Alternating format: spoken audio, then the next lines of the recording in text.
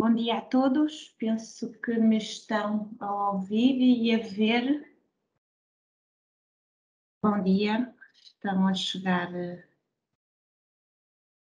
todos os participantes. Eu vou dar início à sessão, espero que me estejam a ouvir bem. O meu nome é Ana Cunha, trabalho na Agência Nacional para a Educação e Formação desde há algum tempo.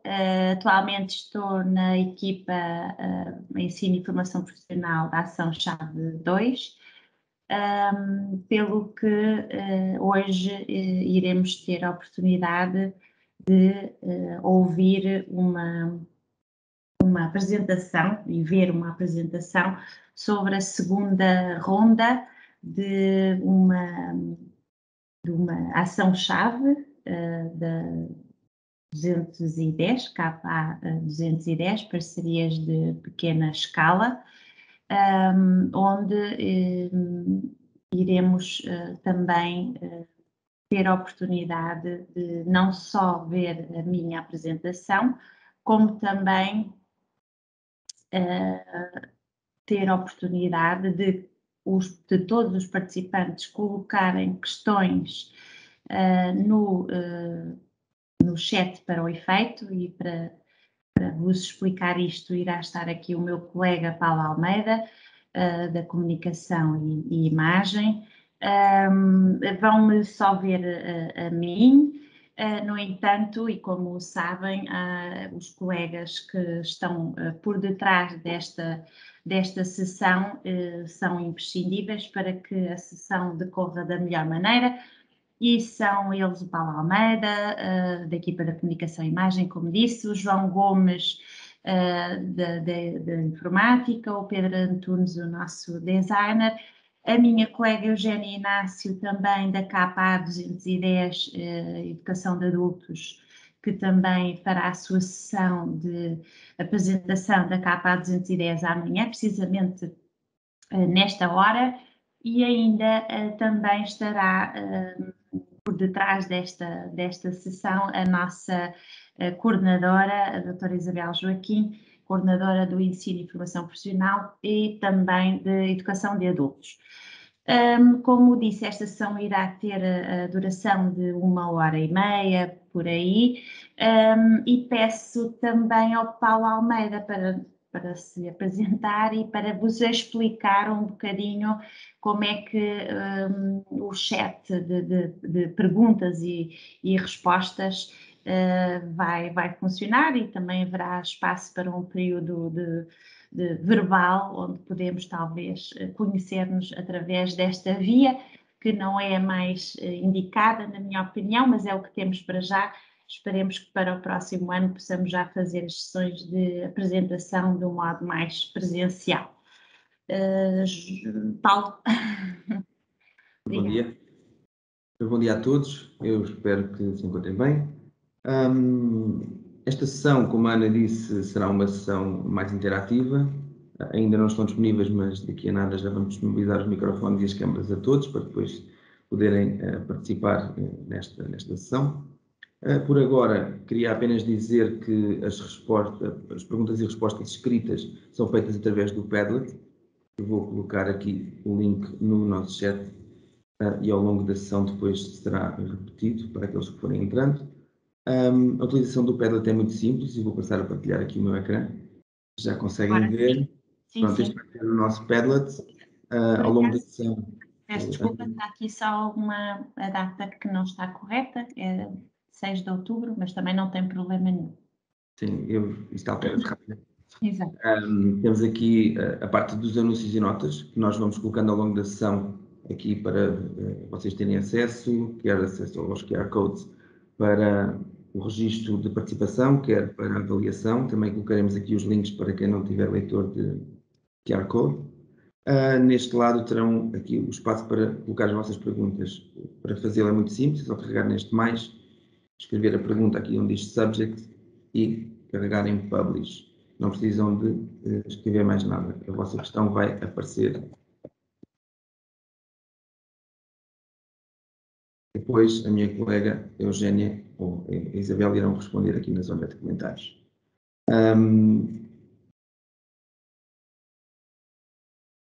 No final da sessão, terão também depois aqui os QR codes para a participação e para o registro de avaliação no final da apresentação da Ana Cunha. E acho que do meu lado é tudo. Ana. Ok, obrigada, Paulo, por a explicação relativamente à oportunidade que têm de colocar todas as vossas questões nesta sessão. Pronto, eu vou passar a minha apresentação. Queria apenas fazer um pequeno enquadramento desta nova ação que vai ser sujeita à apresentação de todos os anos entre 2021 a 2027, como sabem, neste novo quadro comunitário.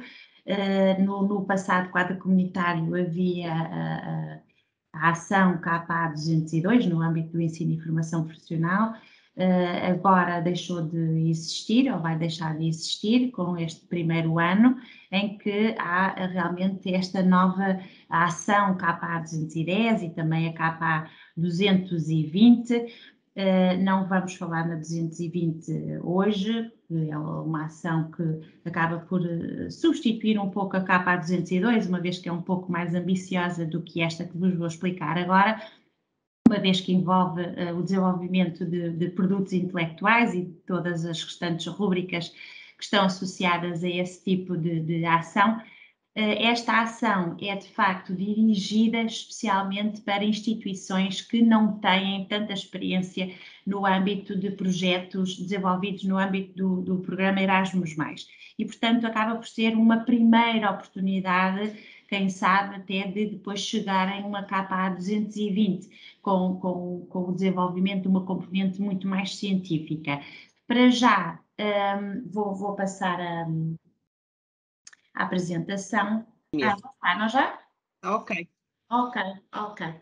Pronto, então, vamos fazer aqui então um breve enquadramento, sem explicar somente o que é a tal KA 210, porque há aqui uma série de documentos que servirão de base para a apresentação de uma candidatura no âmbito do Erasmus+, seja ela qual for. Como sabem, no âmbito deste programa, existem duas grandes ações, a KA 200, a KA 1 e a KA 2. A KA 1, a ação-chave 1, destina-se a mobilidades, não é disto que vamos falar, tampouco, e a ação 2, a KA 2, de parcerias de cooperação. Neste momento, dentro desta KA 2, há a tipologia das parcerias para a cooperação e vamos falar sobre as parcerias de pequena dimensão, a KA 210, ou as parcerias de pequena escala. Vão encontrar diversas terminologias. Em inglês vão encontrar no guia de apoio ao candidato, que encontram na nossa página da Agência Nacional do Erasmus+, www.erasmusmais.pt, um conjunto de documentos que vos servirá, digamos, de bíblia para que possam compreender todo o enquadramento político, o enquadramento da Comissão Europeia ao nível das prioridades, dos tópicos e de todos os objetivos e o propósito deste novo quadro comunitário. São de facto documentos imprescindíveis para que possam compreender e enquadrar melhor a vossa candidatura.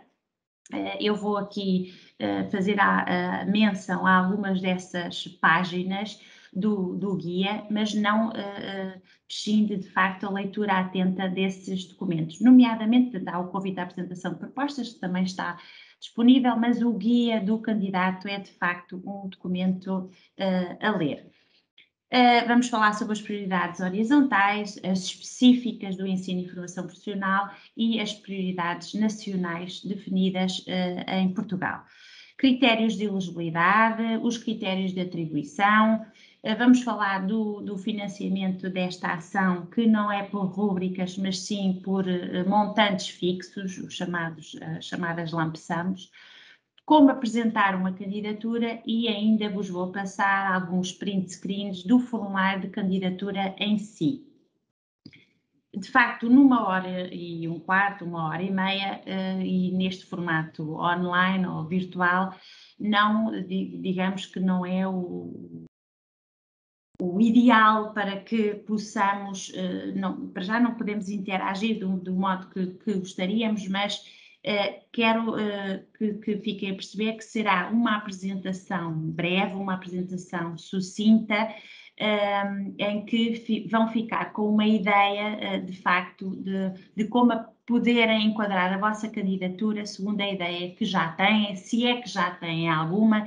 Também não conheço de todo o perfil de todas as instituições que aqui estão, se já são instituições com experiência, se são instituições que vão apresentar uma candidatura pela primeira vez, e se sim, de facto, se calhar esta é a oportunidade ideal para que depois de futuro possam ser um bocadinho mais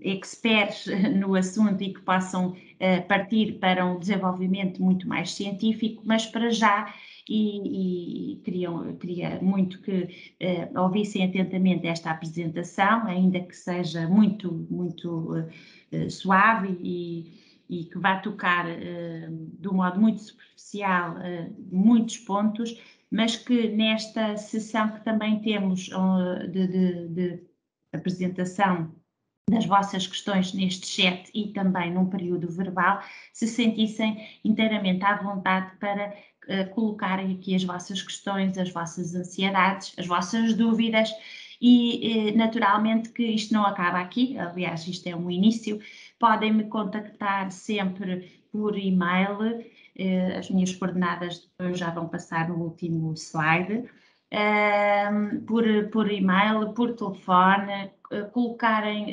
questões até à fase de submissão de candidatura, que é de facto o 3 de novembro. Já me ouvem agora? Alguém desligou certamente? Sim, todos? Ok, obrigada, Isabel. Veio aqui a chefe dar o recado. Pronto, e então, como disse, não vamos falar da ação-chave 220, mas sim sobre parcerias de pequena dimensão, a KA 210.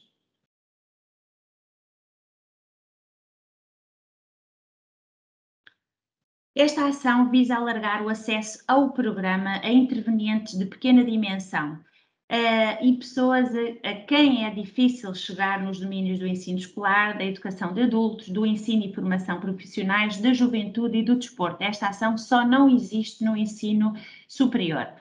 Com montantes de subvenção menores atribuídos às organizações, ao invés daquilo que se passa na outra ação, com uma duração muito mais reduzida e com exigências administrativas muito mais simples, surge de facto pela primeira vez no âmbito deste programa esta nova ação. Não sei se recordam, e quem está presente nesta sessão, das antigas parcerias multilaterais de aprendizagem, que um pouco semelhante a esta ação se enquadraria naquele espírito de X mobilidades dariam a uma lump sum ou um montante fixo de X.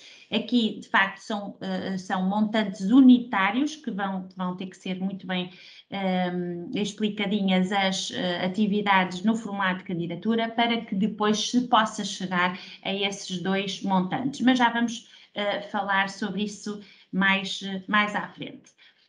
Não sendo novidade também, quaisquer que sejam os resultados de um projeto e em qualquer que seja a tipologia, não devem os mesmos se cingir ao seu período contratual, nem tampouco ficarem fechados, como eu costumo dizer, numa gaveta.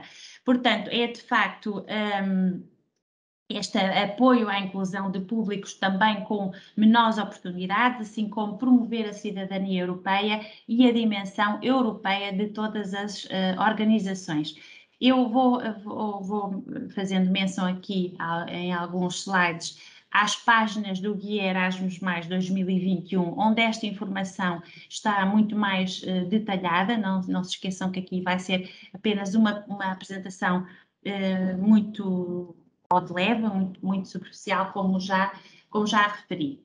Queria que percebessem que existem 4 prioridades aplicadas a todos os setores Erasmus+, portanto, isto são as tais prioridades horizontais, prioridades específicas com base nos objetivos de política relevantes e neste setor em particular do ensino e formação profissional, e em que todas as candidaturas devem, todas as instituições devem selecionar nas suas candidaturas pelo menos uma prioridade de qualquer uma das categorias acima mencionadas, ou seja, uma prioridade horizontal e uma prioridade específica. Quais são essas prioridades horizontais definidas pela Comissão Europeia? Inclusão e diversidade, ambiente, clima e sustentabilidade, transformação digital, participação ativa na vida democrática. Possivelmente, ao verem estas 4 prioridades, até já estão a associar a ideia que têm para a vossa candidatura. E olhando para aqui, se calhar até já poderia, se eu abrisse aqui já um período de perguntas, já poderiam incluir, se é que já têm ideia daquilo que querem desenvolver no âmbito desta ação, que acaba por ser uma troca de experiências, de boas práticas, de intercâmbio de mobilidades, para que possam, ao fim e ao cabo, tentar arranjar entre a vossa parceria, que já vamos falar sobre ela ao nível da dimensão mínima da parceria, colmatar uma necessidade sentida em comum por toda a parceria e que tem um objetivo e um propósito de, através desta troca de experiências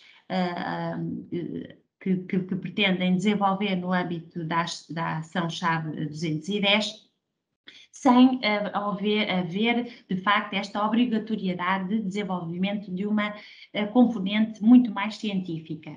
E, portanto, tal como diz o Guia Erasmus+, no âmbito deste processo de recuperação, este programa abre um novo horizonte à sua dimensão inclusiva, apoiando oportunidades de desenvolvimento pessoal, socioeducativo e profissional das pessoas, com o objetivo de não deixar ninguém para trás. E aqui, de facto, remete-se para a primeira prioridade horizontal, inclusão e diversidade.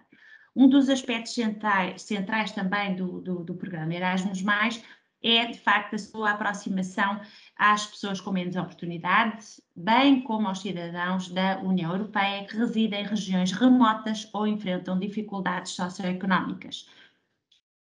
No âmbito também das competências ou desenvolvimento das aptidões e competências digitais e de aptidões em domínios orientados para o futuro, é essencial o crescimento sustentável e a coesão da Europa no futuro.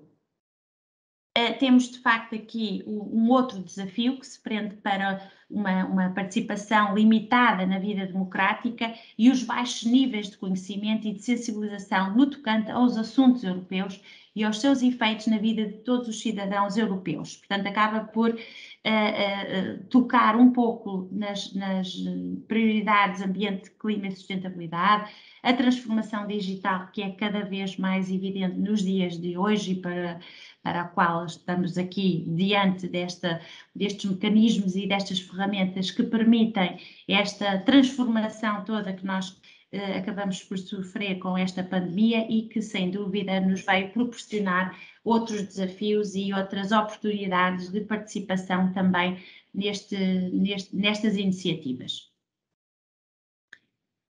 As prioridades nacionais definidas em linha com as prioridades europeias estabelecidas no guia do programa Erasmus+, será dada prioridade a projetos de cooperação no âmbito da ação-chave 2, ligados, já devem ter ouvido falar certamente, na Estratégia Portugal 2030 e particularmente no que diz respeito às parcerias de pequena escala, em que poderão apoiar candidaturas como a inclusão social, como uma ferramenta para reduzir as disparidades no acesso e envolvimento com a educação formal e não formal, o desenvolvimento de práticas inovadoras na era digital como ferramenta para equipar os sistemas de educação e formação para enfrentar os desafios apresentados, como falei, pela recente mudança repentina para o ensino online e à distância, O desenvolvimento de metas ambientais e climáticas como ferramenta para promover a transição climática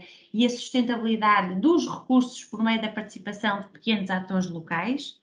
E, por último, mas não menos importante, a ajuda a educadores, animadores juvenis, dirigentes pedagógicos e pessoal de apoio, como que uma ferramenta que possa promover a criação e consolidação de gabinetes Erasmus, não só em instituições de ensino escolar, mas também como forma de promover a acessibilidade e a internacionalização de escolas dos territórios TAPE, de intervenção educativa prioritária, e de menor densidade populacional e de territórios ultraperiféricos. Uma destas prioridades, aliás, elas estão em linha com as prioridades horizontais, não estão definidas no Guia Erasmus+, porque é precisamente definido por nós, mas podem encontrá-las também na página da Agência Nacional, em que terão uma explicação um pouco mais aprofundada sobre o propósito de cada uma delas. Portanto, não se esqueçam de facto de também destas serem enquadradas na vossa candidatura.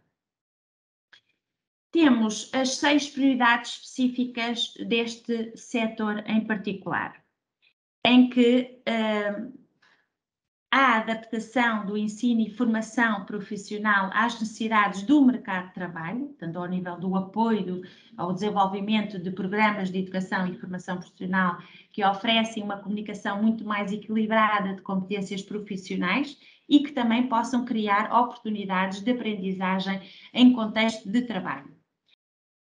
Uma outra prioridade, ou a segunda prioridade, aumentar a flexibilidade das oportunidades no ensino e formação profissional. O que é que isto quer dizer?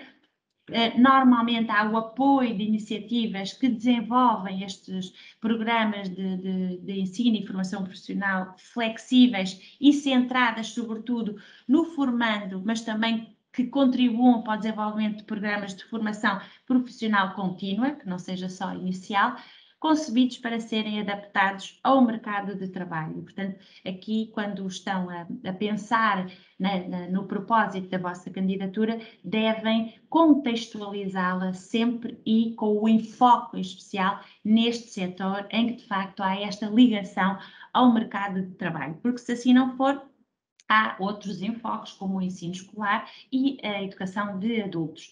Aliás, eu julgo que amanhã também há uma sessão de ensino escolar, à semelhança da sessão que vai haver de manhã de educação de adultos, mas já devem ter a oportunidade de se terem inscrito nessas sessões. A terceira prioridade específica, contribuir para a inovação no ensino e formação profissional. Esta prioridade apoia projetos, essencialmente, cujo objetivo central é alterar substancialmente a forma como o ensino e formação profissional é praticado, tornando-o, sem dúvida, mais relevante para as necessidades atuais e futuras, não só da economia, mas também da nossa sociedade. A quarta prioridade específica, aumento da atratividade do ensino e formação profissional, em que será dada prioridade a projetos que contribuam para aumentar a atratividade deste setor a diferentes níveis. Melhorar a garantia de qualidade no ensino e formação profissionais, em que há, de facto, o objetivo de medir e de melhorar a qualidade do setor ao desenvolver sistemas nacionais de garantia da qualidade da oferta do ensino profissional, não só inicial, mas também contínuo.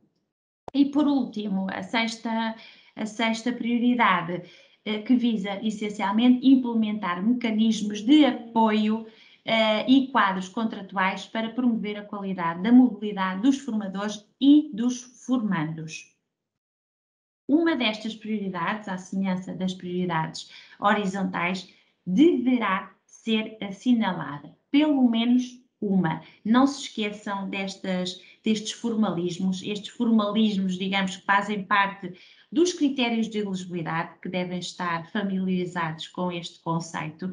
São critérios que, à partida, somos nós, técnicos, que vão fazer esta fase de avaliação de cumprimento de todos os critérios, como apresentar a candidatura dentro do prazo, seja ao nível do dia, seja ao nível da hora, se escolheram uma destas prioridades, e esta checklist de critérios de elegibilidade vocês vão encontrar no formulário de candidatura. Não se preocupem, porque eles já estão explícitos no guia e vão ter a oportunidade de, quando estiverem a preencher o formulário, na última página, terem uma checklist para vos relembrar se efetivamente estes critérios foram cumpridos. Porque, não sendo a candidatura é de facto considerada não elegível e não passa para a avaliação de qualidade, e nós não queremos que isto aconteça.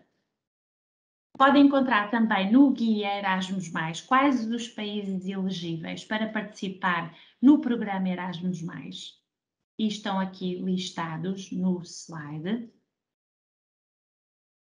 Também outra coisa que me esqueci de dizer, mas não menos importante, não se preocupem em tirar todas as notas dos slides, porque os slides vão ficar disponíveis, a minha apresentação vai ficar disponível assim que esta sessão, ou assim que seja oportuno para os colegas enviarem por mail, para os endereços de e-mail com os quais vocês se inscreveram. Portanto, a apresentação vai ficar disponível para que vocês possam ter todas estas notas disponíveis e para vos ajudar na vossa candidatura. Atenção especial para o Reino Unido, como sabem, com a recente saída do Reino Unido da União Europeia e também, infelizmente, do programa Erasmus+, o Reino Unido passou a ser considerado um país parceiro e não um país oficial do programa, e para o qual tem regras também muito específicas. Vejam, por favor, com mais atenção aquilo que está indicado na página 35 do guia Erasmus+. Aqui gostaria de vos dar assim algumas noções em termos temporais, em termos de duração, da dimensão mínima da parceria, das prioridades já falámos, e quando é que podem dar início aos vossos projetos. Portanto, não se esqueçam que estamos na segunda ronda desta candidatura à KPA 210. Já houve uma primeira ronda para quem teve a oportunidade de apresentar a candidatura, e nós também fizemos algumas sessões de divulgação em abril e maio. Agora temos a deadline, a data limite de apresentação de candidaturas, 3 de novembro de 2021. Não se esqueçam que é de facto 12 horas de Bruxelas, mas para nós, Portugal, 11 horas do continente e região autónoma da Madeira, mas para os Açores, 10 horas. Portanto, não se esqueçam de cumprir com esta deadline. Não é aconselhável, não vos recomendamos todos nós que apresentem a candidatura no último dia desta ronda, nunca no 3 de novembro, por favor, podem-no fazer, mas não é aconselhável, porque, como sabem, a internet está cada vez mais sobrecarregada e pode haver algum problema técnico ao nível da internet que não vos permita submeter a candidatura, e depois lá está. É um dos critérios de elegibilidade que acaba por não ser cumprido. De modo que recomendamos sempre que façam pelo menos com 24 horas de antecedência. Estas parcerias de pequena dimensão têm uma redução mais reduzida, ou seja, no mínimo 6 meses, máximo 24. Número de parceiros, quantos? Mínimo 2, de 2 países diferentes. Não há número máximo em termos de parceria, mas há número mínimo. Portugal, mais um país. O sistema de financiamento, como disse há pouco, funciona com montantes unitários. Eu gosto de chamar os montantes fixos, que são as lump sums, ou 30.000 euros ou 60.000 euros. Eu quero acreditar, e acho que todos sentimos o mesmo, que este sistema é de todo novo, essencialmente neste quadro comunitário. Porquê? Porque não há um orçamento detalhado, um orçamento discriminado na candidatura. Não há financiamento por rúbricas, não há oportunidade de pormos montantes em cada uma dessas rúbricas que eram conhecidas pelas viagens, pela estadia. pela preparação linguística, pelo desenvolvimento de produtos intelectuais, não há nada disso, esqueçam. Esta ação é, sobretudo, composta pelo desenvolvimento e pela indicação de quais as atividades que vocês pretendem desenvolver no âmbito desta ação. Só com base no âmbito dessas atividades descritas na candidatura é que os peritos externos que vão avaliar as vossas candidaturas vão perceber, através desse detalhe das atividades e também do demonstrar que tipo de orçamento, porque vocês têm que fazer alguns cálculos, não é? Pelo menos mentais, e que sejam refletidos nessas atividades, que tipo de objetivo, que tipo de propósito, a que tipo de propósito se candidatam, e de acordo com essa ambição, de acordo com esse objetivo, de acordo com a descrição dessas atividades e os custos, obviamente, que elas acarretam, é que os peritos externos se vão pronunciar sobre o quanto é que é necessário em termos de budget para vocês desenvolverem as atividades a que se propõem. Ou 30 mil euros ou 60 mil euros. Não há hipótese de outro financiamento. Já vamos falar um pouco mais à frente deste nível de detalhe das atividades em sede de formulário de candidatura. As prioridades já falámos, não se esqueçam que têm que definir e assinalar no formulário uma prioridade horizontal, no mínimo, e ou, no mínimo, uma prioridade do ensino e formação profissional. Apesar de a deadline ser 3 de novembro, quando é que podem dar início ao projeto? Só a partir do dia 1 de março até ao dia 3 de maio de 2022. Portanto, neste período, de 1 de março a 3 de maio, têm de dar início ao vosso projeto. Depois, contam, de facto, os 6 meses ou, no máximo, os 24 meses a partir da data em que iniciam a vossa candidatura.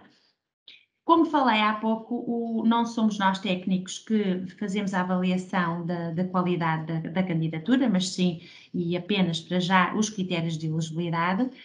Queria-vos dizer que a vossa candidatura pode ter no total 100 pontos, e para que a mesma seja aprovada, não financiada, mas aprovada, porque o financiamento depende de facto do bolo que nós vamos receber para o ensino e formação profissional, e consoante esse montante global, assim dá para financiarmos as vossas candidaturas. Obviamente gostaríamos de financiar todas, mas aquelas que não forem financiadas terão que ficar em lista de reserva. Mas queria-vos dizer que dentro desses 100 pontos ela está dividida entre critérios cujos pontos são distribuídos entre 30 na relevância do projeto, 30 na qualidade do projeto, desenho e implementação, 20 na qualidade do trabalho colaborativo e 20 nas medidas de monitorização, da disseminação e da sustentabilidade do projeto. Todos estes critérios estão muito bem detalhados no Guia Erasmus+, nas páginas 196, 197, e devem ler aquilo que é pretendido em cada um destes critérios, e aquilo que a vossa candidatura se deve pronunciar relativamente à qualidade de cada um destes critérios. E só aquilo que tiver escrito no formulário de candidatura é que os peritos externos, que são 2, vão ler e vão se perceber daquilo que vocês querem efetivamente implementar. Aquilo que não estiver escrito no formulário não está lá, portanto não pode ser depreendido pelos peritos externos. Não se esqueçam que, embora possa estar claro nas vossas cabeças, têm de estar refletidos na parte escrita do formulário de candidatura, ok? Vamos falar, já falei aliás, do financiamento por lump sums, não é nada mais nem nada menos do que estes dois montantes, 30 mil ou 60 mil euros, montantes fixos possíveis de escolha, correspondendo ao montante total da subvenção para o projeto. Os candidatos escolhem entre os dois montantes pré-definidos de acordo com as atividades que pretendem realizar e os resultados que pretendem alcançar, porque obviamente são atividades que estão inerentes e estão intrínsecas com os resultados que se pretendem alcançar. Podem ser mais ou menos ambiciosos, e é isso que vai determinar a atribuição da subvenção. Como apresentar uma candidatura? Muitos de vós, e peço desculpa se isto é aborrecido para quem já domina esta questão do EU login, do que é um OID, e muitos de vós certamente já o têm. Quem não tem, eu explico assim de um modo muito sucinto que para se candidatarem a qualquer que seja a ação no âmbito do programa Erasmus+, seja a ação-chave 1, a ação-chave 2, tem que ter um número, tem que ter um número ao qual eu associo sempre ao bilhete de identidade ou ao cartão do cidadão da vossa instituição. Portanto, têm que fazer um registro numa plataforma, têm que submeter alguns documentos e depois é-vos atribuído um número. Com esse número, que o devem guardar religiosamente, é que partem para o preenchimento do formato de candidatura. Portanto, assim, de um modo muito sucinto, são 4 passos. Proceder à inscrição no portal do Registro das Organizações, verificar a conformidade com os critérios do programa, verificar as condições financeiras de atribuição de financiamento também às vossas instituições e preencher e submeter o formulário de candidatura. Se tiverem alguma dúvida em como se registar, por favor, dirijam-se a nós, contactem-nos, porque nós também ajudamos a fazer esse tipo de registro. O EU Login não é um serviço nosso, é um serviço de autenticação da Comissão Europeia, permite o acesso a várias plataformas geridas pela própria Comissão, através de um único endereço de correio eletrónico e credenciais, que está aqui a passar em baixo. O tal OID, Organization ID, é o número que identifica a instituição. Nesta plataforma deverá fornecer os dados relativos à vossa instituição para obter o tal número. Como aceder ao formulário de candidatura? Ou através do site, depois de terem esse número, ou através da página da Comissão Europeia, cujos links estão aqui. Há uma nova plataforma entre 2021 e 2027, já tivemos outros acessos no âmbito de outros programas comunitários, mas nesta plataforma, que eu julgo que até está bastante intuitiva, na minha opinião, claro, poderão encontrar toda a informação e os recursos disponíveis para se candidatar a uma subvenção Erasmus, seja ela no âmbito da ação-chave 1 ou no âmbito da ação-chave 2 das parcerias estratégicas. Aqui pus alguns prints só para vocês ficarem um pouco mais familiarizados quando procurarem, por exemplo, neste caso, o nosso site da Agência Nacional, em que devem aqui recorrer ao separador Candidaturas. Depois vão encontrar, de facto, aqui a tal plataforma e não se esqueçam destes documentos, o tal guia do programa Erasmus+, muito, muito importante, como uma ferramenta de suporte e de compreensão do enquadramento da vossa candidatura e o convite à apresentação de 2021. Nessa plataforma devem escolher o Erasmus+.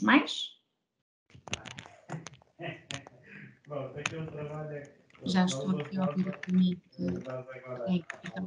ligado, e se não me ouvirem, se for desligado, digam, por favor. Portanto, vão encontrar aqui nesta plataforma todas as oportunidades para o Erasmus+. Neste caso, devem escolher o Vocational Educational Training, atenção que isto está tudo em inglês, não é? Portanto, o ensino e formação profissional. A primeira vez, em termos de oportunidades para a criação do formulário para edição, deverão ir a Applications, desculpem, e a My Applications. Isto assim, pronto, é a única oportunidade que temos de vos explicar mais ou menos o acesso até chegarem ao formato de candidatura. Neste caso tem aqui as parcerias para a cooperação and Exchanges of Practice, portanto esta parte não escolham, Learning Mobility of Individuals, mas sim esta, do vosso lado direito. Open Calls, quais é que são? A AKPA 210, haveria a AKPA 220, não se esqueçam que é a segunda ronda desta ação, em que devem clicar aqui Apply, na KPA 210 BET. E depois, na plataforma, têm disponível também uma série de documentos que vos ajudam a preencher os formulários de candidatura, nomeadamente o guia do candidato. Depois, passo aqui assim, de um modo muito breve, os vários prints com as várias secções relevantes, em que tem ao nível do contexto da vossa candidatura, as prioridades e tópicos, a descrição do vosso projeto, as organizações participantes, as atividades e acaba por ser aqui um budget summary de tudo aquilo que vocês descreveram para trás. Aqui ao nível do contexto, a primeira secção deve indicar a data, início e fim do projeto, a selecionarem a Agência Nacional, não se esqueçam que é a Agência Nacional de Educação e Informação, e logo aqui devem escolher a tal lump sum, logo no início, ou 30.000 ou 60.000. Depois devem escolher aqui, selecionar a prioridade mais relevante, de acordo com os objetivos do projeto. Se relevante, deverão selecionar até 2 prioridades adicionais de acordo com os objetivos do projeto e devem selecionar até 3 tópicos endereçados ao vosso projeto, carregando aqui nas respectivas caixas em que vos dá as opções pelas quais devem escolher pelo menos uma que deverá estar intrinsecamente relacionada com a vossa candidatura. Depois, ao nível da descrição, esta secção é muito importante. Devem aqui definir os objetivos concretos que a parceria pretende atingir e quais os resultados a alcançar. E como é que os objetivos identificados por vós devem estar relacionados com as prioridades atrás selecionadas. Devem descrever os grupos-alvos do projeto, nunca se esqueçam que deve estar intimamente também relacionada com o setor a que se candidatam, não façam confusão com outros setores, porque se acharem que a vossa candidatura está relacionada ou com o ensino escolar ou com a educação de adultos, é noutro formulário, que não neste, é sim 210, mas no formulário para o efeito. Devem explicar a motivação da apresentação da vossa candidatura e explicar o porquê de recorrer ao financiamento comunitário. Como é que o projeto, por exemplo, satisfaz as necessidades e objetivos das organizações participantes e as necessidades identificadas pelos grupos-alvo. Também devem explicar quais serão os benefícios da cooperação com parceiros transnacionais para que se possam atingir os objetivos do projeto. Aqui também devem, nesta secção das organizações participantes, explicar como é que foi criada a parceria, quais os pontos fortes a que cada parceiro pode trazer para o projeto, de que modo é que cada contributo de cada parceiro é, de facto, uma mais-valia em termos do atingir dos resultados a que se propõe. Como é que a parceria, por exemplo, tenciona gerir o projeto e quais as estratégias definidas para uma boa cooperação e comunicação entre todos os parceiros, porque muitas vezes esta é a chave do sucesso para que o projeto possa comunicar eficazmente e possa chegar, de facto, ao entendimento que todos querem e atingirem 100% os resultados a que se propõem. Ao nível das plataformas, a explicar se usou ou se pretende usar as plataformas Erasmus+, para a preparação, implementação e monitorização do projeto e ainda descreverem as tarefas e responsabilidades de cada organização parceira no projeto. Fundamental. A nível das atividades, descrição do conteúdo de cada atividade proposta, a descrição do grupo-alvo para cada atividade, quem vai fazer parte dela e quem é que vai beneficiar dos resultados e a explicar de que modo é que cada atividade vai ajudar no alcançar dos objetivos do projeto.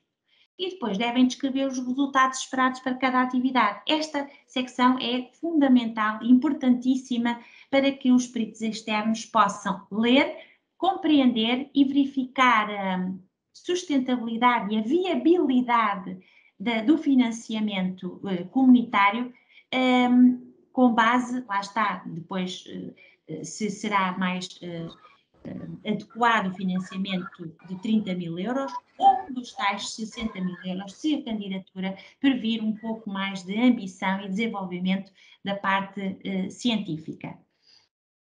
Fundamental aqui no Budget Summary é somente a relação entre a atividade escrita e o orçamento selecionado logo no início da candidatura. Depois, também é muito importante o impacto e a sustentabilidade do projeto. Não esperamos que o projeto termine no último dia, muito pelo contrário. Havia e há ainda uma plataforma de disseminação de resultados e podem, aliás, consultá-la, porque também é uma das formas de poderem chegar aos vossos parceiros e vão lá ver que, de facto, esses projetos têm uma sustentabilidade pós-términos do projeto. E como é que os resultados do projeto se vão tornar públicos nas comunidades locais. É uma das formas também que podem explicar aqui nesta secção, assim como os principais grupos-alvo, com os quais gostaria de partilhar os resultados do projeto, se há outros grupos-alvo que irão beneficiar do mesmo, se sim, quais, portanto, qual o impacto que o vosso projeto terá e qual a monitorização e qual o seguimento, digamos, que o mesmo vai ter pós-fim do projeto. Depois aqui no Project Summary, não é mais nem menos do que o resumo do projeto e de tudo aquilo que acabaram por indicar nas diferentes secções.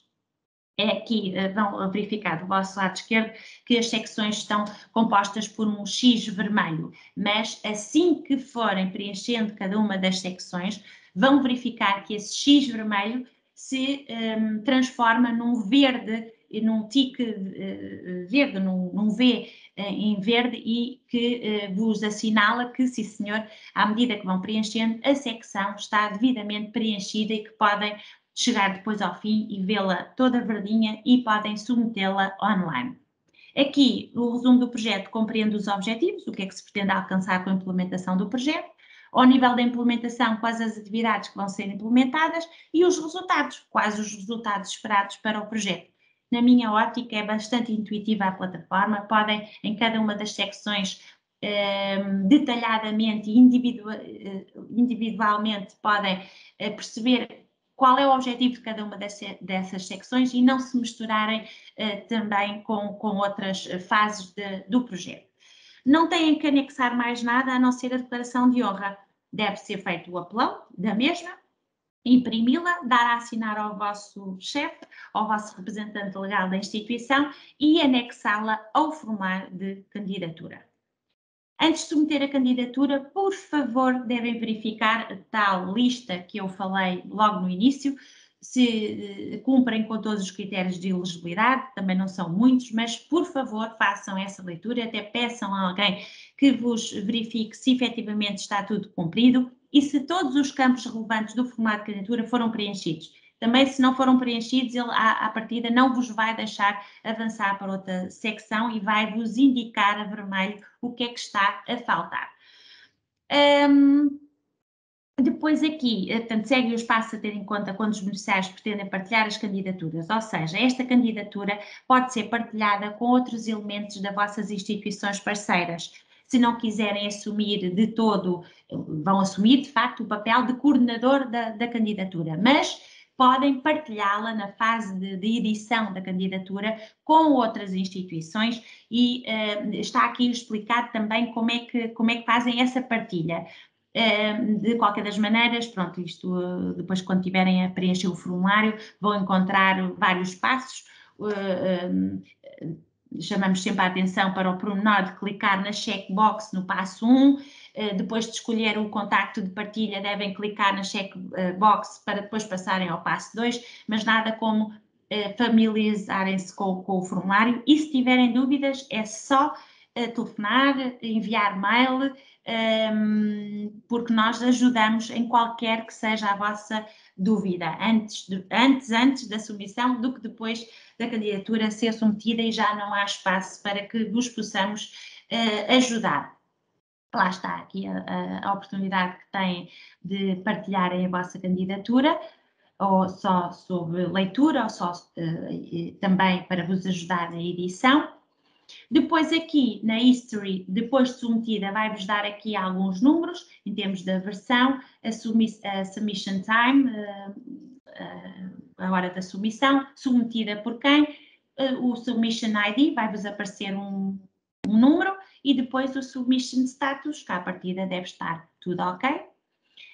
Depois vai-vos aqui aparecer, neste caso, o formato de candidatura KA210 BET com o número X, para vocês ficarem com isto devidamente registado. E pronto, isto assim basicamente parece complicado à primeira vista, ou não, dir-me-ão agora na fase que vamos ter a oportunidade de falarmos um pouco. Espero que tenham feito muitas questões, que a Eugénia certamente tenha dado resposta para todas as vossas perguntas, porque penso que estão aqui à volta, aliás, não sei, estavam inscritas 80 instituições, infelizmente não consigo ver quantas é que estão presentes, julgo que bastantes, e se assim é, fico muito contente. Espero ter candidaturas de instituições novas. É como digo, através desta apresentação em formato virtual, que devo-vos dizer que não partilho de especial gosto, porque não vos vejo, não consigo interagir, só vejo aqui o PowerPoint. Queria muito que vissem estes dois QR codes, um registro de participante e outro do questionário de avaliação. Não se esqueçam de preencher, isto é fundamental para nós, seja presencial, seja em formato virtual. Preencham, coloquem aqui as vossas sugestões, contributos de melhoria, porque é sem dúvida, então neste formato é imprescindível, pelo menos para mim, saber como é que correu a reunião, em que é que podemos melhorar. E espero encontrar-vos numa próxima oportunidade para divulgarmos outra vez esta ação numa sessão presencial em que vos possa ver olhos nos olhos. Obrigada pela vossa disponibilidade. Os meus contactos estão aqui. Está aqui o e-mail que vem para mim e para a minha chefe, para a Isabel Joaquim, mas eu como técnica tenho por obrigação de vos dar resposta o mais breve possível se enviar um e-mail para aqui, kp2profissional@erasmusmais.pt, ou se quiserem saber o meu e-mail, ana.cunha@erasmusmais.pt. Os telefones estão aqui e estou disponível para o que seja. Quero agradecer aos meus colegas que estão aqui no back-office e que sem eles nada disto seria possível. João, Paulo, Algario? Sim, Cunha, nós ouvimos-te. Estava aqui a tentar explicar quem está desse lado de que as perguntas são muito bem-vindas. Voltei a recordar, tínhamos o Padlet para as questões escritas, que agora após a tua apresentação podem colocar as questões. Para isso basta levantarem a mão, a opção do Teams, para que depois nós possamos gerir os pedidos, damos a palavra e possam colocar a sua questão, em que indicam o nome e a instituição, por favor. Mas verifiquei que estão a fazer a pergunta aqui no Teams. Então estou novamente, antes de responder à pergunta, a reforçar que devem utilizar o Padlet, por favor, para que nós depois consigamos compilar de uma forma mais fácil todas as perguntas e possamos depois disponibilizá-las. É por isso que estamos a insistir no Padlet. Ok. Ou seja, as pessoas estão a colocar as questões aqui na sessão e não no Padlet. Pronto. Pelo que a pergunta que está aqui, que eu não respondi, posso passar, Cunha, porque não foi feita no Padlet, é como é que se acede aos formulários de candidatura? Onde é que estão os links? Como é que acede? Ok. Os links estão nos slides que eu partilhei e a informação, como disse, vai ser disponibilizada pelo colega Paulo Almeida, que irá de seguir enviar-vos a apresentação. De qualquer das maneiras, podem consultar o formulário de candidatura na tal plataforma, é aí o único veículo onde podem encontrar, através do quê? Ou da nossa página da internet, conforme expliquei, www.erasmusmais, vão à plataforma, sigam os passos que estão nos slides, ou então através da página da Comissão Europeia, estão lá os links, eu não os sei de cor, posso ir ver aqui a apresentação, mas de qualquer dos modos eu expliquei que, exato, está aqui, como aceder ao formato de candidatura, é o slide 22, eu digo através do site da Agência Nacional, www.erasmusmais, ou da página da Comissão Europeia,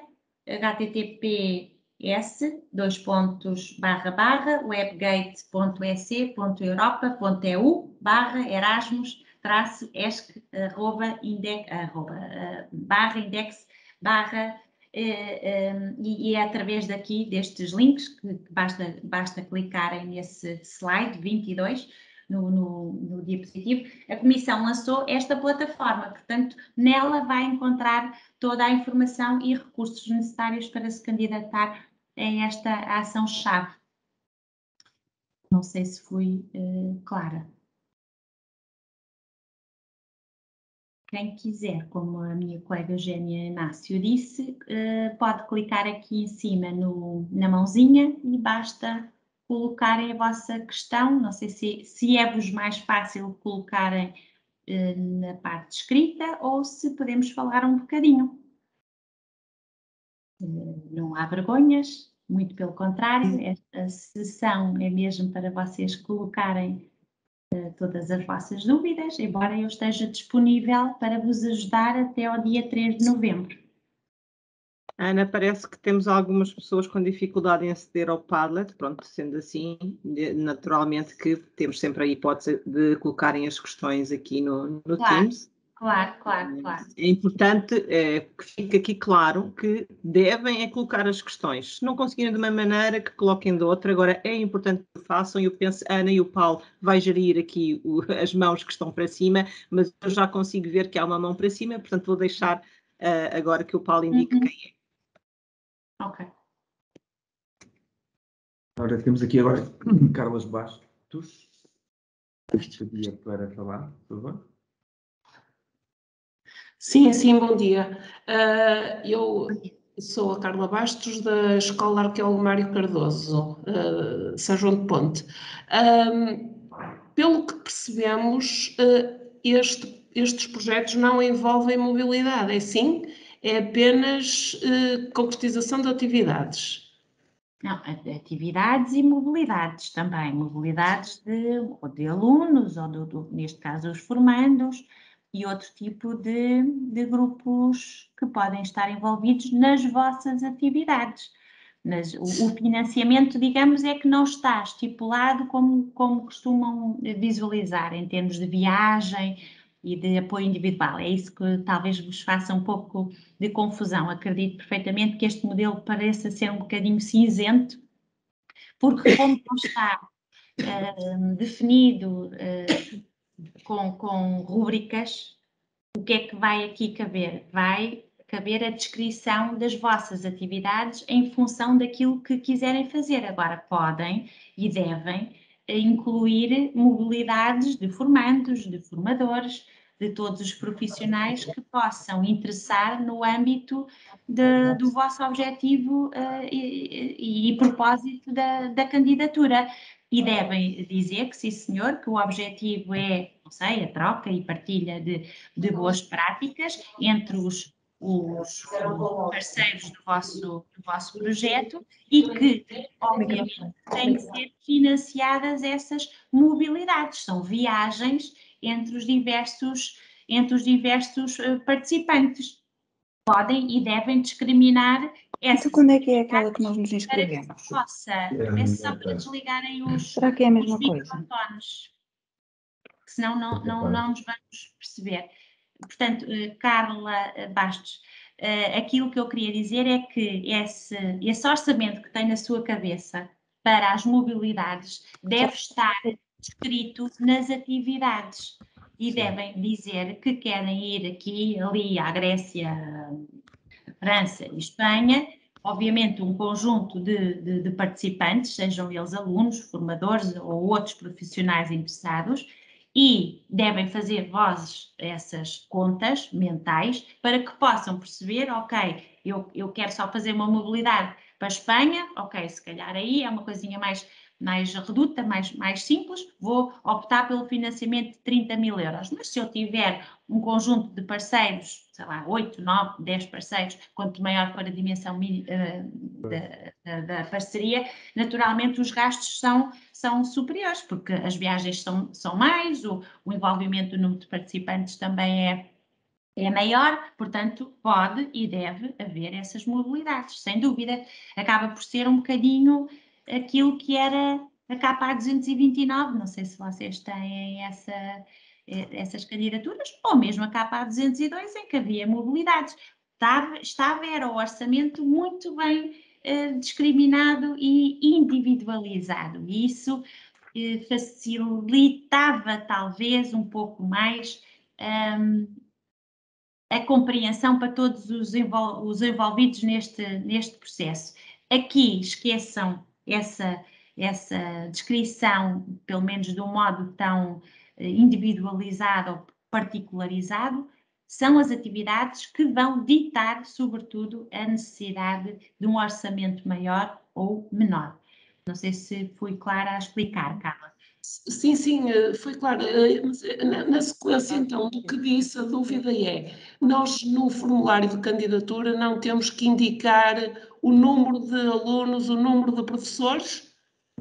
Não têm de indicar assim de um modo tão explícito como estava nos anteriores formulários. Agora, devem dizer aquilo que vocês tiverem já em vossa posse em termos de informação de quantos participantes querem enviar, sejam eles formandos, sejam eles formadores, devem prestar essa informação o mais claro possível, porque é isso que vai ditar também o orçamento que vocês já têm em mente e que podem e devem também, se quiserem, mostrá-lo. Quanto mais evidências vocês demonstrarem em sede de formulário de candidatura, mais os peritos externos se apercebem o quão bem e o quão bem delineada está a vossa candidatura com números bastante concretos. Estás a ver? É exatidão. Ok, obrigada. Nada, Carla.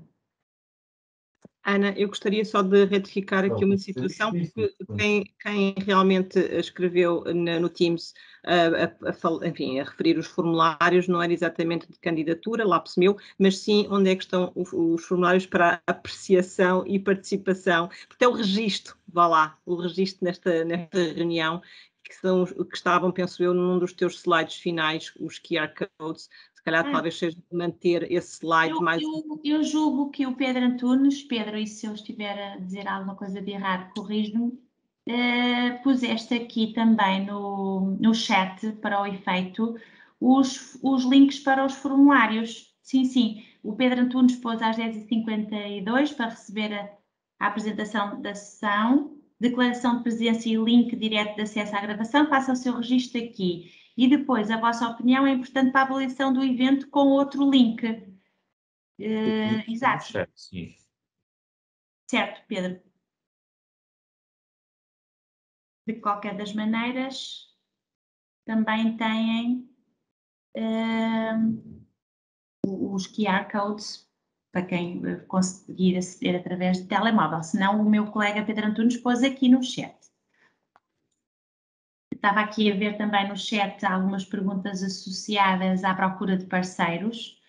E a Isabel Joaquim, a qual agradeço já, também pôs aqui alguns sítios da internet onde podem realizar essa pesquisa, sim, o eTwinning, o School Education Gateway, Erasmus Mobility e também outros sites onde podem encontrar os vossos parceiros. Exatamente. Olá, bom dia. Olá, bom dia. Não sou. Não sou. São os vossos microfones, por favor. Para o que é necessário? Obrigada. Ana, talvez uma questão na sequência do anterior questão que foi aí levantada, que tem a ver com os participantes no projeto, quando estão a construir o orçamento, talvez seja também de nós esclarecermos a nossa audiência sobre a ligação dos participantes ao projeto. O facto de poderem participar formandos, formadores, staff da instituição, eu acho que aqui talvez seja de reforçar esta questão precisamente de ser staff da instituição. Sim, exatamente, Eugénia, obrigada. Portanto, todos os participantes devem ter um vínculo às vossas instituições parceiras. Quando estamos a falar em participantes elegíveis no âmbito de uma candidatura, sejam eles formandos, sejam eles quaisquer que sejam o staff da instituição, a nível dos formadores e outros profissionais, devem ser parte integrante e ter um vínculo à vossa instituição. Não são participantes externos às organizações parceiras. Portanto, são os participantes elegíveis que têm de ter esse vínculo à instituição. Não podem ser pessoas externas às vossas escolas, às vossas empresas, não. Em termos de elegibilidade de despesa, o financiamento só é atribuído e elegível ao staff da instituição, cujo vínculo poderá ser demonstrado.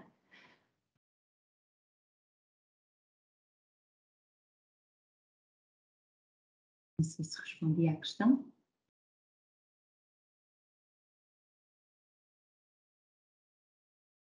Tens mais alguma questão, Eugénia? Devo dizer que neste momento temos que estar com o Padlet e com o Teams. Ok. Fica assim um bocadinho complicado, estávamos ali com uma questão Sim. um bocadinho... Isabel?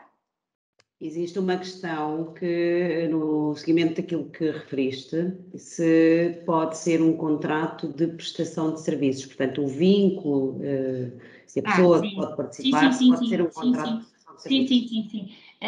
Sim, pode ser um contrato de prestação de serviço. Não tem que necessariamente pertencer aos quadros da instituição. Desde que haja um contrato celebrado entre o participante e a instituição, terá que servir como prova que existe esse vínculo e que está a trabalhar, não de um modo pontual, mas de um modo contínuo no âmbito do projeto. Agora, tem de haver um contrato celebrado entre a instituição e o participante, o staff, participante ou staff da mesma. Tem de haver um documento que, em caso de auditoria, em caso de algum controle financeiro, venha a provar que existe um elo de ligação, um vínculo formal entre a instituição e o participante. Exatamente, Isabel, desde que tenha um vínculo com a instituição.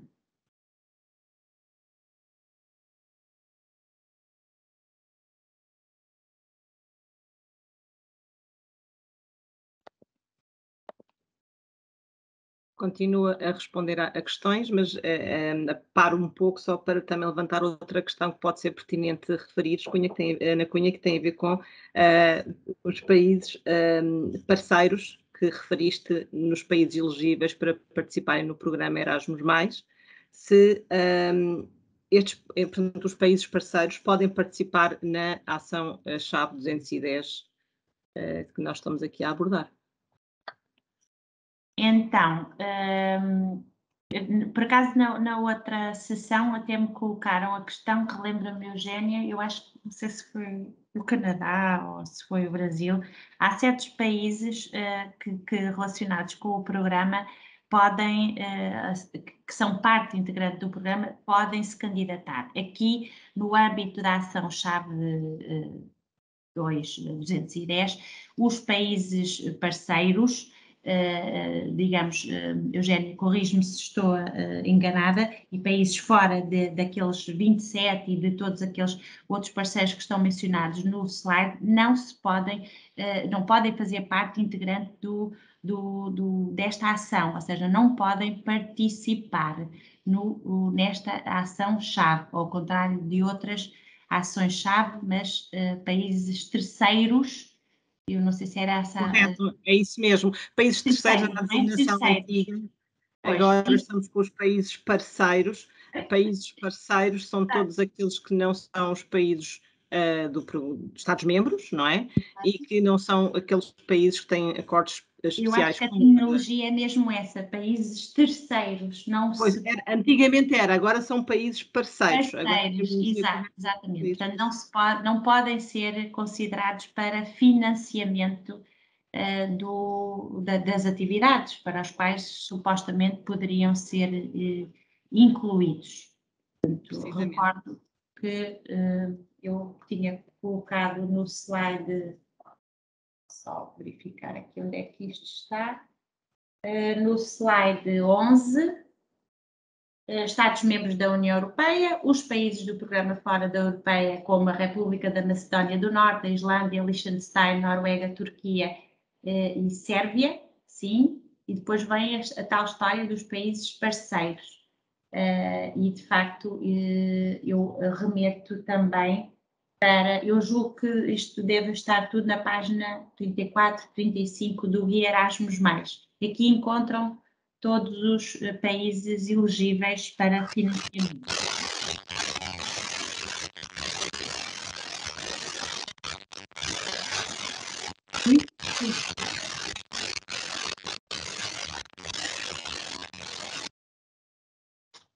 Agora já está. Continuam a... Pelo menos aqui no chat não me aparecem mais perguntas. Não sei se remeteram para o Padlet novamente. Aliás, o Padlet está a funcionar ou não? Pelo menos vejo uma... Sim, peço desculpa não te responder logo, Ana Cunha, porque estou, de facto, na resposta. Okay, Está a funcionar, temos ali algumas questões, estou a tentar ver, algumas são longas, inclusive, portanto, neste momento, damos uma mão no ar também, acho que o Paulo vai indicar também. Carlas Bastos, Carla. Sou eu outra vez. Diga, Carla. As suas dúvidas certamente são a de todos os restantes participantes, ou pelo menos de alguns deles, por isso, força. Pronto. O número de países envolvidos no projeto tem algum tipo de peso, ou seja, quanto mais países envolvidos, maior a probabilidade do projeto ser aceito? Ou não tem nada a ver? Não vamos ver por aí de todo, isso era impensável, não é a quantidade que vai determinar a qualidade, mas sim aquilo que for escrito em termos do contributo de cada um deles, do papel que cada um deles vai desempenhar, de como é que as tarefas vão estar distribuídas, se todos vão ter envolvimento ou não nas diferentes partes e, sobretudo, explicar o valor acrescentado de cada instituição parceira de acordo com os objetivos e resultados que se pretendem, que pretendem ser alcançados. Portanto, não é de todo... A única coisa que eu não recomendo e que nós não recomendamos é que a dimensão da parceria seja a mínima. Isto é, Portugal mais um. Pode acontecer, o projeto pode ter 100 pontos, pode, efetivamente, enquanto que um projeto, imagino, com 10 parceiros, pode estar perfeitamente rejeitado, não é? Isto só para ver que a quantidade não determina a qualidade da candidatura. Aquilo que nós não recomendamos é que seja a dimensão mínima, isto é, Portugal mais um, porque imagino que acontece alguma coisa em termos ou de elegibilidade ou de existência da instituição, ou até em termos de desistência de uma das instituições, ou seja, acaba por cair logo o projeto se um dos dois deixar de participar no projeto. Por isso é que não aconselhamos a que o projeto tenha a dimensão chamada de mínima transnacional da parceria. Pelo menos uns 3 em diante, sim. E não há máximo, não há contribuição máxima, não há quantificação máxima em termos de número de instituições parceiras. Ok, obrigada. Diga. Agora, aquilo que nos preocupa, porque estamos ainda a pensar no projeto, é, dado o timing, que é nem um mês, encontrar os parceiros e conseguir concretizar as ideias em conjunto com eles. Portanto, parece-me um período de tempo curto. Bom, este call já foi divulgado há bastantes meses, não é? Pronto, isto é só apenas uma sessão de divulgação em que estamos a relembrar e a oficializar em termos de alguma ajuda à apresentação, a chamada sessão de divulgação da ação. Já houve uma primeira ronda, uma primeira fase de candidaturas. Esta é, de facto, a segunda. Estamos a fazer isto há um mês nem isso, de divulgação. acaba por ser agora sim um período reduzido para quem ainda nem sequer tem a parceria formada. De qualquer das maneiras, tudo é possível e a partir de agora, como estava aqui no chat, há diferentes links que podem recorrer para encontrar parceiros.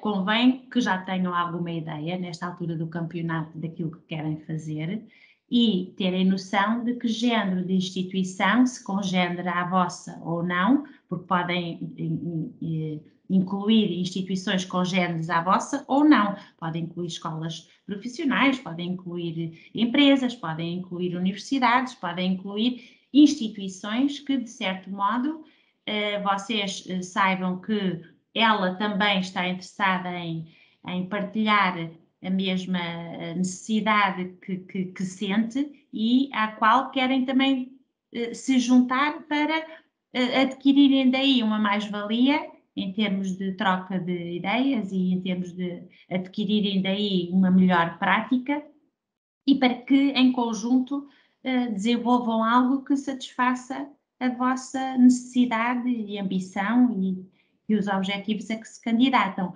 Há de facto estes links, há a tal plataforma de disseminação de resultados que também podem ir ver que género de projetos foram desenvolvidos no âmbito de projetos anteriores e podem ainda, se for o caso, imaginem que não conhecem nenhuma instituição, mesmo consultando estes links, podem inclusive enviar um e-mail às agências nacionais dos países com os quais até têm algum interesse e imagine, vai ao nosso site, vai lá ver estruturas semelhantes à nossa e envia um e-mail para a Agência Nacional, imagine, da Roménia e diz, olha, eu gostava de ter de facto um parceiro romeno na área X, mas de facto não consigo encontrar em lado nenhum contacto do parceiro que estou interessada, se me poderiam auxiliar na ajuda do envio desses contactos. Também poderá ser uma via através da qual podem ter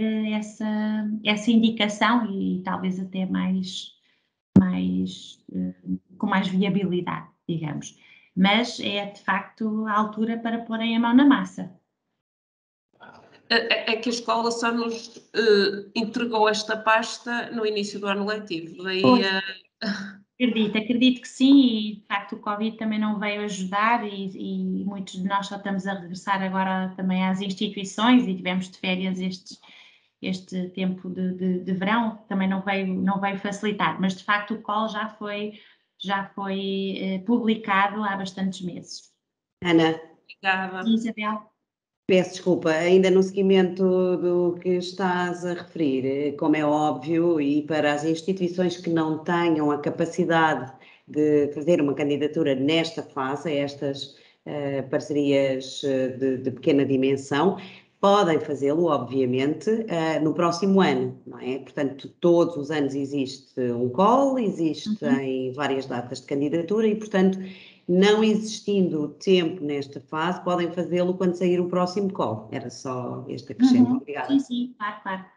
Exatamente, Carla. Pronto, eu já tinha dito que isto é o primeiro ano é o primeiro ano deste quadro comunitário, 2021-2027, mas não tendo a oportunidade de se candidatar agora, porque pronto, não conseguiram encontrar aquilo que queriam, nem definir muito bem a vossa candidatura, possivelmente para o ano 2022, talvez abril, não sabemos ainda que mês, mas por norma tem acontecido março, abril, este ano é que foi talvez um pouco mais tarde. Há outra fase de candidaturas também desta ação, que não sei se vai compreender também as duas rondas ou se vai ser sempre assim, mas julgamos que para o ano há essa oportunidade e que já têm mais tempo para a conceber, para pensar, para encontrarem parceiros e para que tudo seja delineado com mais tempo. Obrigada. Nada, obrigada.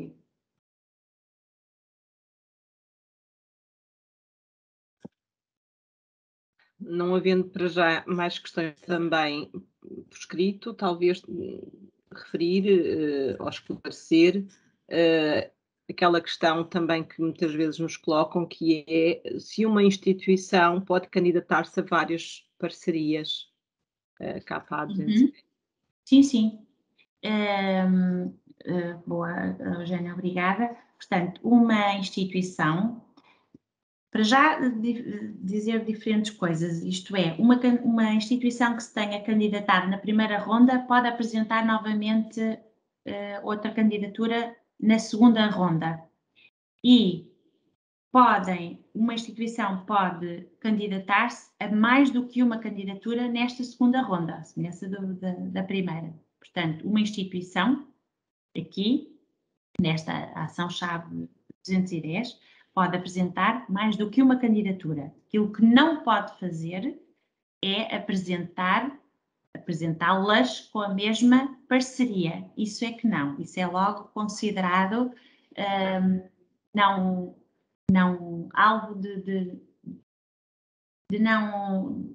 Na avaliação de qualidade é logo penalizada, não direi em termos de critério de elegibilidade, mas um avaliador que se pronuncie sobre a composição da parceria e à partida é logo detectado nessa fase de avaliação, é logo excluída porque a parceria não pode ser constituída precisamente pelas mesmas instituições parceiras. Portanto, pode ter outros objetivos, pode ter outros propósitos, pode ter outros resultados, mas nunca dois temas diferentes, duas áreas diferentes com a mesma parceria. Isso é que não. De resto, podem se candidatar e devem, no âmbito do ensino e formação profissional, podem ser apresentadas mais do que uma candidatura. No âmbito da educação de adultos, a mesma coisa, e no ensino escolar também. Têm que ter atenção, naturalmente, se a candidatura tem enfoque especial no ensino e formação profissional, é KA 210 VET. Se for com enfoque para a educação de adultos, é KA 210 ADU. E se for para o ensino escolar, devem escolher o formulário de candidatura para esse efeito. Penso que terei respondido a essas questões. Talvez seja também de esclarecer os potenciais candidatos que a agência, enfim, por indicação da Comissão Europeia, tem mesmo que fazer a verificação do duplo financiamento e da múltipla submissão. E, portanto, são duas coisas diferentes, talvez também possas referir, Cunha, o que é que uma e outra significa. Sim, portanto, há diferentes fases, aliás, eu julgo que no aviso de recepção, nós dizemos depois, o aviso de recepção da vossa candidatura, indicamos as diferentes fases de acompanhamento de toda esta candidatura e, de facto, começa pelos critérios de elegibilidade, mas também seguem-se outras fases de verificação. Algumas nós técnicos de acompanhamento fazemos uma certa verificação, outros são outros colegas, mas a Eugénia disse que em termos de dupla submissão, portanto, e duplo financiamento. O duplo financiamento, portanto, não pode haver o mesmo financiamento para duas candidaturas completamente iguais e essa situação é cruzada também com outras candidaturas noutras agências nacionais, assim como esta dupla submissão em que nós técnicos também temos de fazer essa verificação se a mesma candidatura está a ser submetida em diferentes agências nacionais.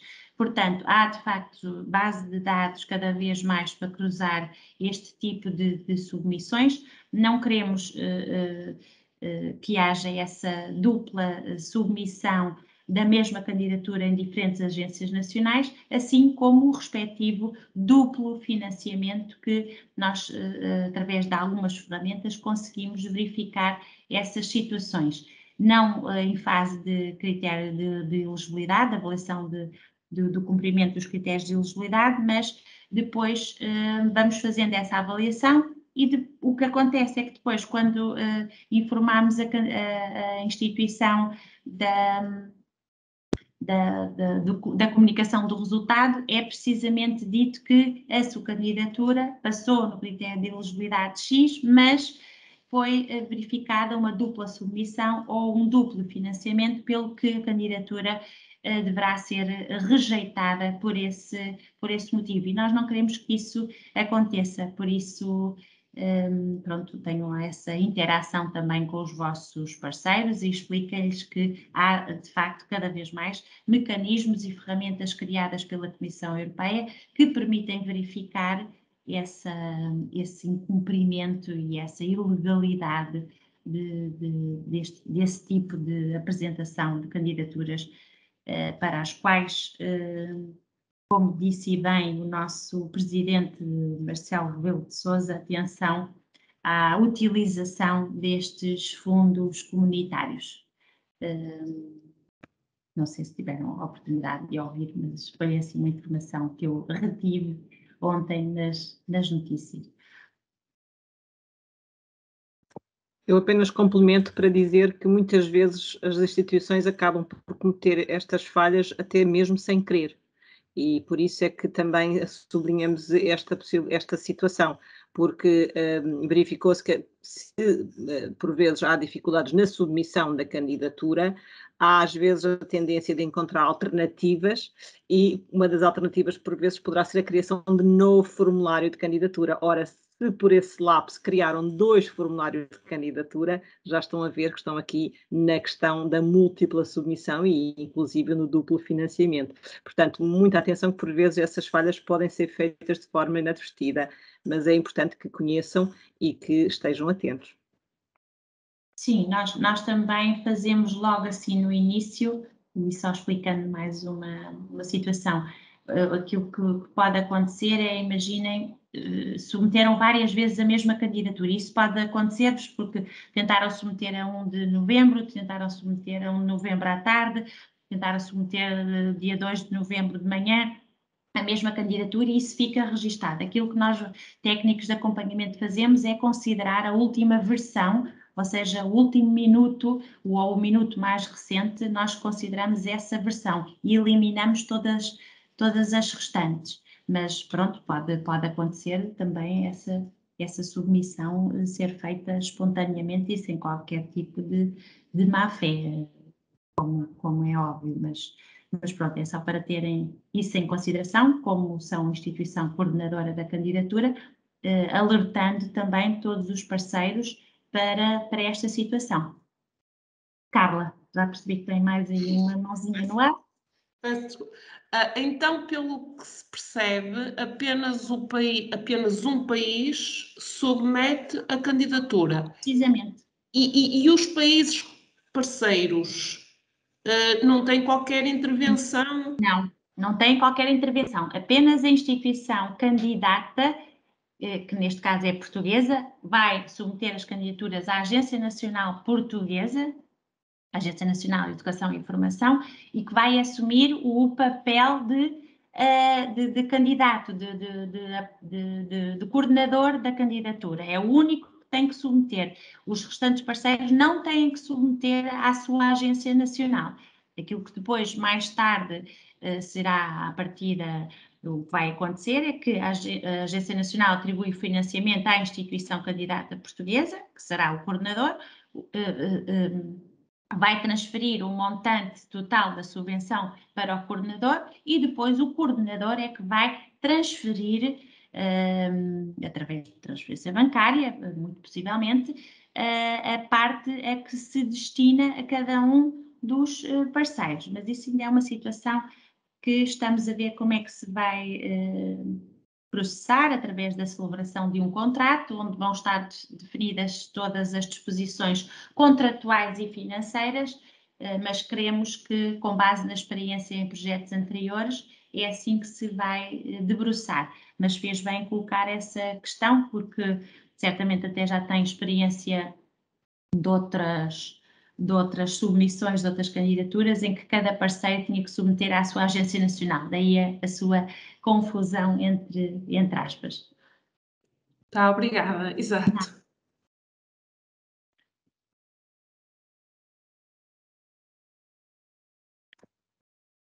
Se não há mais questões, mais uma vez também venho aqui para poder por mais alguns esclarecimentos nesta sessão. E juntando agora esta pergunta com aquilo que estávamos a esclarecer anterior, ou seja, um coordenador é aquele que apresenta a candidatura, mas atenção que a ferramenta possibilita que deem privilégios aos vossos parceiros para editar, visualizar, até mesmo submeter. E, portanto, atenção a isso, aos privilégios que dão aos parceiros, para que a submissão não aconteça por um parceiro, mas lá está de uma forma inadvertida e que falte, enfim, aqui alguma comunicação. Por isso pode acontecer que um parceiro possa submeter, mas porque o coordenador deu essa autorização.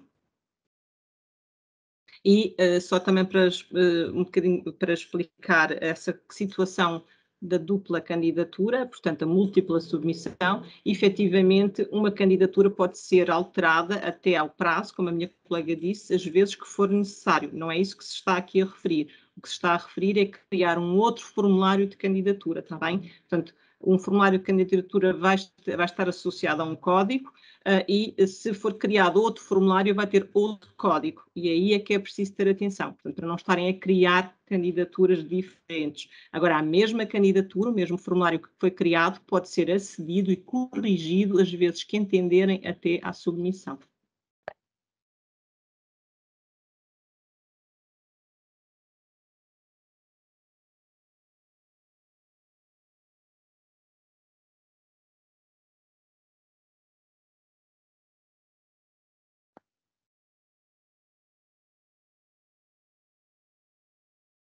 Não sei se há mais perguntas.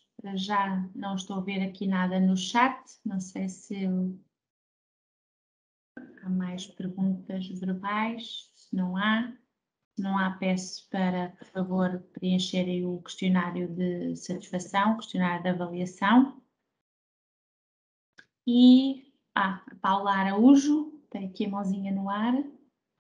Por favor. Bom dia. Relativamente ao financiamento, é o coordenador do projeto ou é o coordenador da candidatura que vai definir quanto é que atribui a cada país parceiro? Isso depois é uma gestão vossa, nós não temos nada a ver com isso, basicamente. Pronto, isso depois então, depois é decidido por todos as responsabilidades e o peso que cada um tem no desenvolvimento das atividades. Sim. Então, é definido depois isso é uma coisa pelos parceiros. Nós só atribuímos o financiamento à instituição coordenadora. Ok, então depois essa instituição é que gera o orçamento. Precisamente. Ok, obrigadíssima. Nada.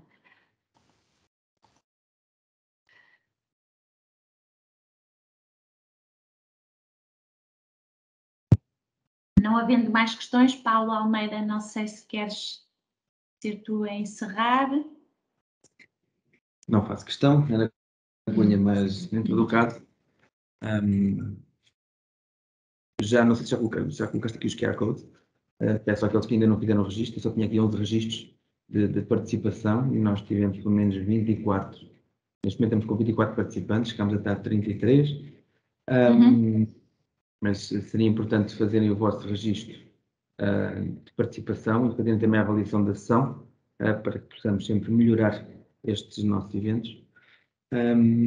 Por mim, eu despeço-me também. Agradeço a todos a presença e Ana, foi espetacular. Exatamente. Obrigada, Paulo. Eu também, da minha parte, despeço-me e obrigada por terem estado aqui presentes a ouvir-nos.